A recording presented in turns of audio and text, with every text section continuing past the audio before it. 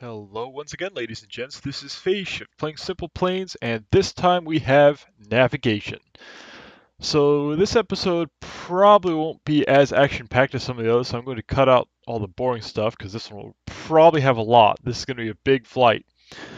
I'm going to take off from this airfield here. This is Wright Airport, and I don't know what the island's called, but anyway. And then I'm going to fly up to an altitude of probably 10,000 feet, and then I'm going to head north, and I'm going to pass uh, the volcano island. I know that island, but I don't know of any other major islands. I know there are more out there, but I don't know where they are. So I'm going to basically do a big, huge rectangle here around the islands I know. Now, for this, I'm actually going to use real-world aviation tactics. I actually have a plotter here. I have an E6B flight computer. I have some graph paper so I can start doing some mapping. I've got a calculator, all the good stuff. Now, most people would probably say you grab whatever jet, go explore the place quickly, it's sleek, it's fast. So here's the aircraft I'm using. That's right, ladies and gents, a biplane. A big, open cockpit, slow biplane. These massive engines here deliver a whopping 250 horsepower. Got a fixed bladed prop. What I'm going to do here is I'm going to try doing it as if I were one of the pioneers exploring for the first time and making aviation history.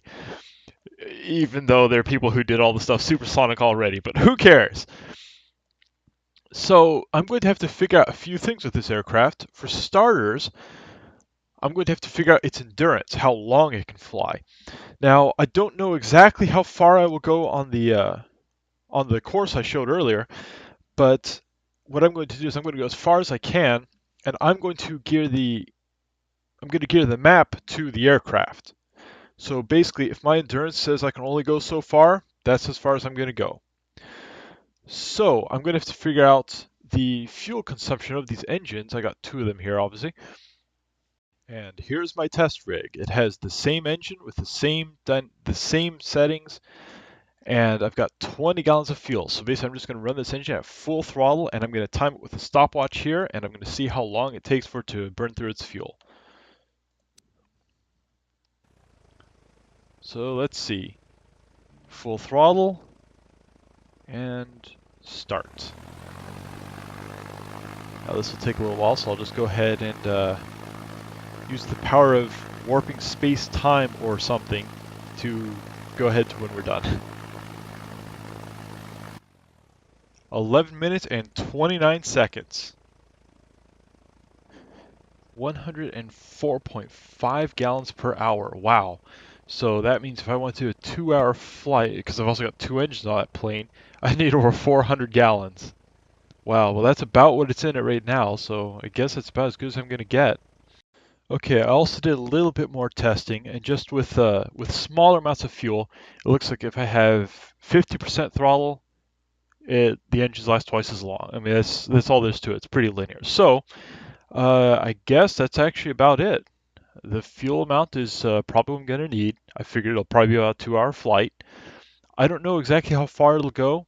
I don't know how far any other islands may be. I don't even know if there are any other islands where I'm going to be going. But that's the pioneer risk, So we're just going to go for it and hope for the best. All right, here we go.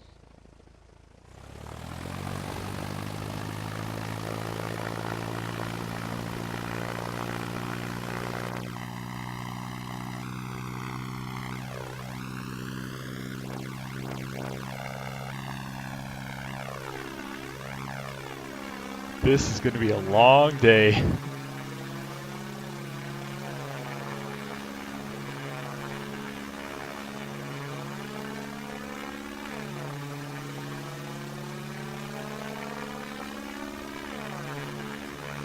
And we're off.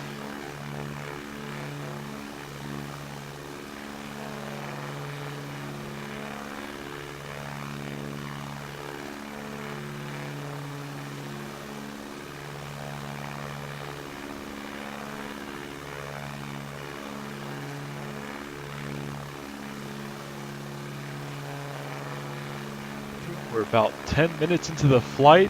I'm just over 3,000 feet, and there's the airport right there. I'm just slowly circling and going up. Oh, this is going to be long.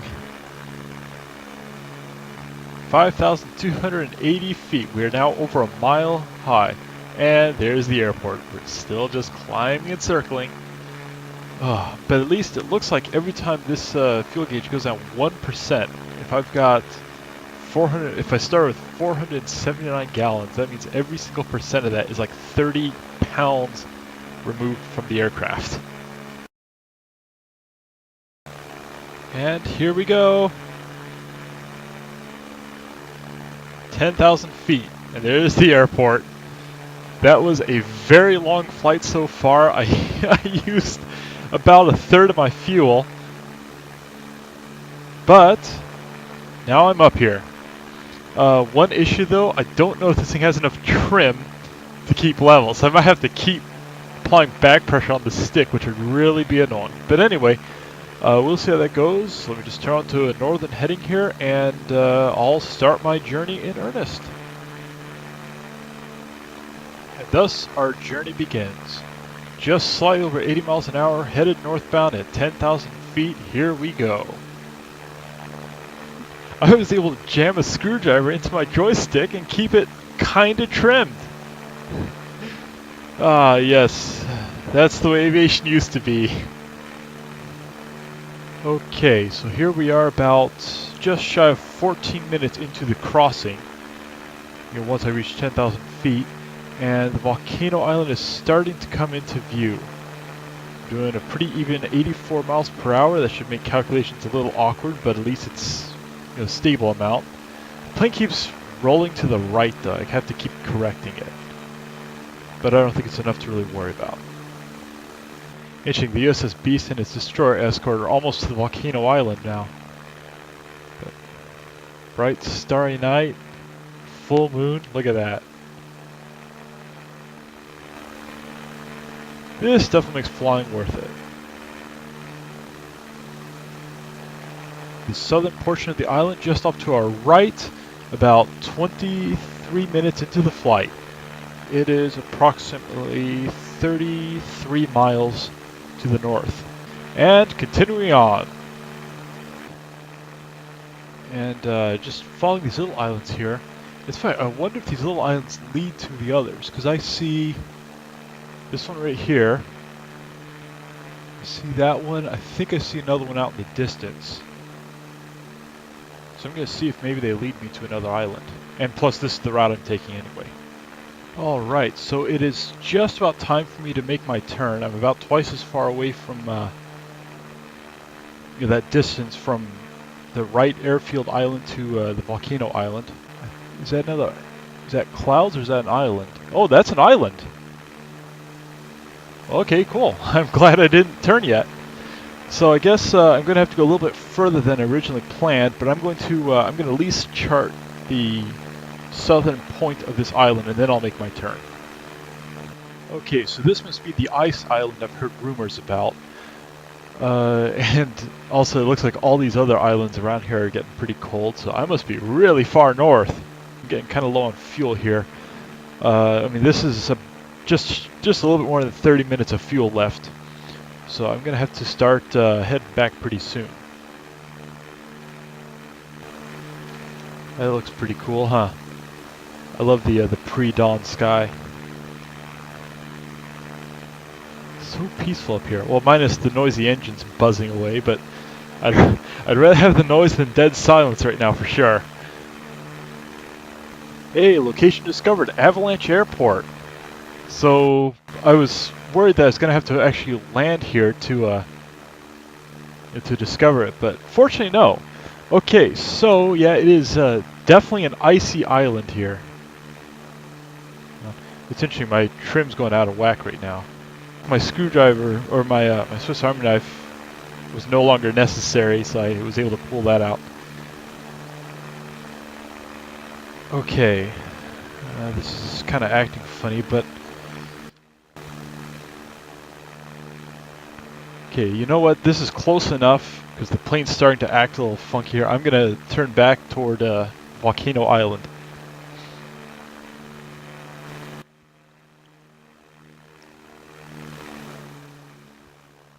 Oh, isn't that beautiful? Flying off into the sunset, hoping that we don't die.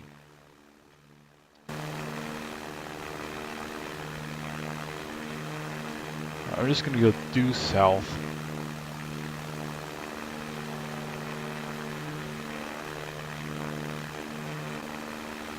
It's strange, I'm putting nose down trim into this, which is very concerning. It's starting to make it feel like this thing's tail heavy, but it shouldn't be.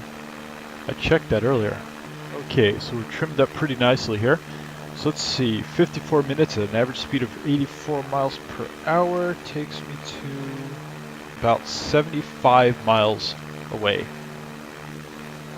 I'm just going to make this the last leg of my journey here because I'm getting low on fuel, lower than I thought it would be.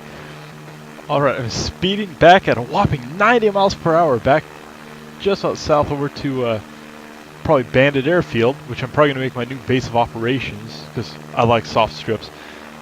And watching my fuel go down slowly, the island's nowhere in sight, and I still see Avalanche Island, if that's what's called, behind me. Oh, man.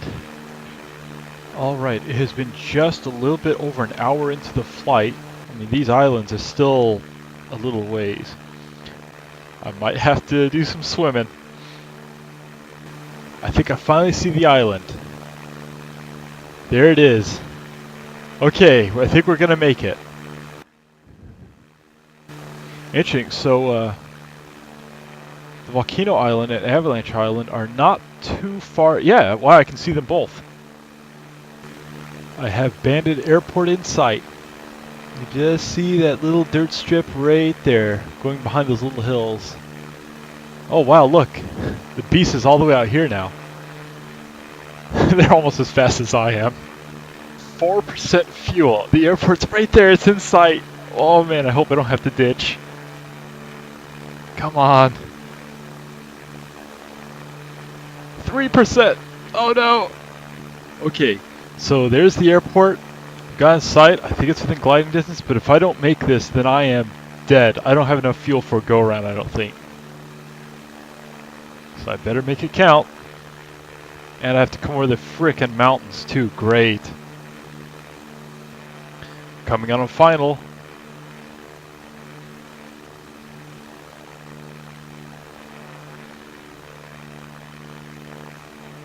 I'm just skimming over the top of these hills here.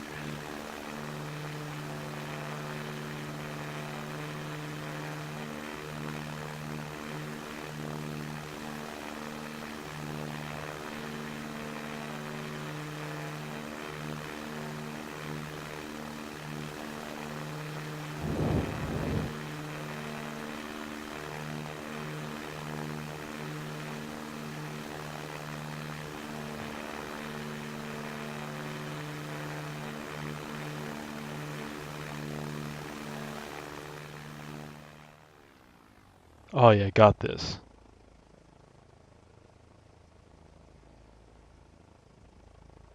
Beautiful landing.